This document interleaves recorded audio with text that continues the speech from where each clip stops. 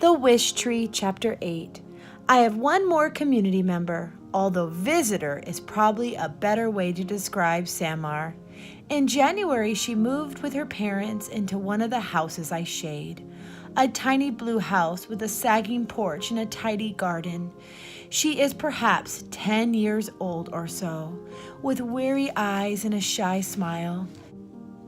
Samar has the look of someone who has seen too much, someone who wants the world to quiet itself.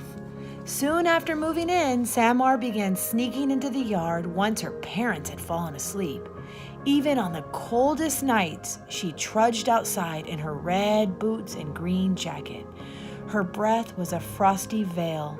She would stare at the moon and at me, and sometimes at the little greenhouse next door, where a boy who looks to be about her age lives. As it grew warmer, Samar would venture out in her pajamas and robe and sit beneath me on an old blanket, spattered with moonlight. Her silence was so complete, her gentleness so apparent, that the residents would crawl from their nests of thistledown and dandelion fluff to join her.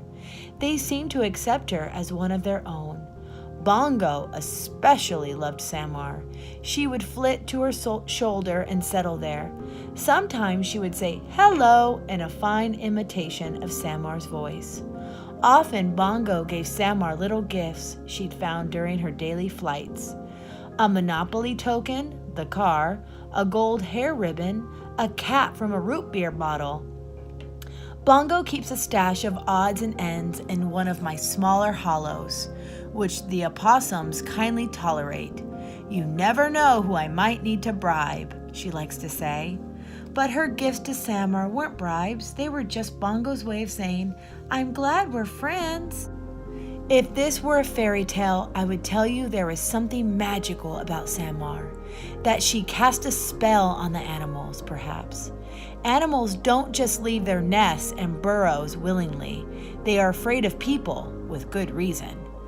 But this isn't a fairy tale, and there is no spell. Animals compete for resources, just like humans. They eat one another, they fight for dominance. Nature is not always pretty or fair or kind, but sometimes surprises happen, and Samar, every spring night, reminded me there is beauty in stillness and grace in acceptance, and that you're never too old to be surprised. Chapter 9. I was pleased to see Samar's family join the neighborhood. It had been a long while since we'd had any newcomers, but I knew that with time they would put down roots, just like so many other families from so many other places. I know a thing or two about roots. One night, not long ago, Samar came out to visit. It was 2 a.m, late even for her. She had been crying. Her cheeks were damp. She leaned against me, and her tears were like hot rain. In her hand was a small piece of cloth, pink with little dots. Something was written on it, a wish. The first wish I'd seen in months. I wasn't surprised she knew about the Wishtree tradition. I'm kind of a local celebrity. Samar reached up, gently pulled down my lowest branch, and tied the fabric in a loose knot.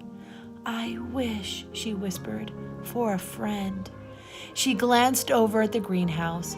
Behind an upstairs curtain, a shadow moved, and with that, Samar vanished back into the little blue house.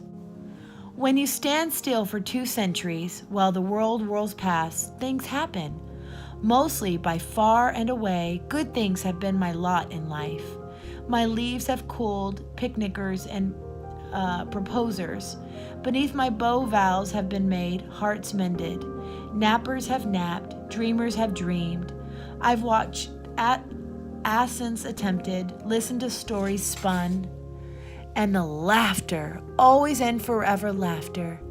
But sometimes things happen that aren't so good. When they occur, I've learned that there's not much you can do except stand still and reach deep.